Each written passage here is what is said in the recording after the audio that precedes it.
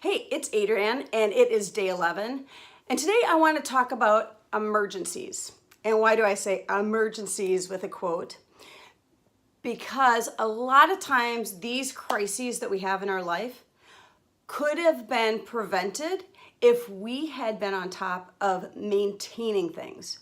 So there are lots of areas in our life where we need to maintain something. We need to maintain our houses, our cars, our bodies, our businesses, our websites. And if we keep up with things, then we shouldn't have a huge expense at some point down the road.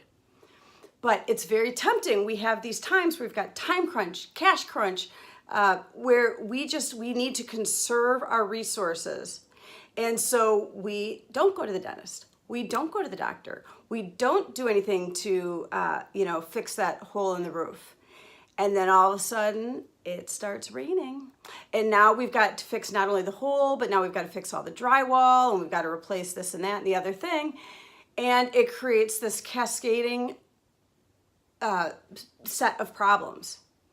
So one of the things when we talk about like this emergency planning is there's people in this world, and I admittedly am not one of them, but I work with some of them who are actuaries, and they forecast. And if you've ever sat on a condo board, if you get a new roof, they'll say that roof will become obsolete in 20 years.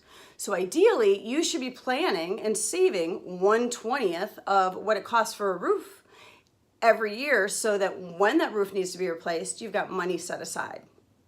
Now, not all of us are capable of that level of adulting, but we are capable of understanding and starting to maybe just build a general slush fund of money for when that house or car needs to be maintained, or a big medical expense comes due, or time. So if you book yourself every single minute of every single day, and all of a sudden something happens, you have a complete domino effect that like all of a sudden you're behind on every single thing because one thing you sent you down a rabbit hole and you didn't plan for any extra time. So now you are really in crunch mode.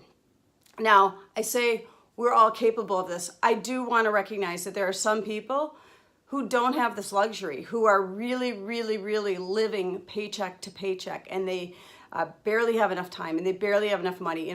There are times where that is absolutely the truth for people. I think of like kids just out of college, or, things happen. People have injuries or cancer, there are things. And so it's like, I do have compassion for the people that don't have that opportunity.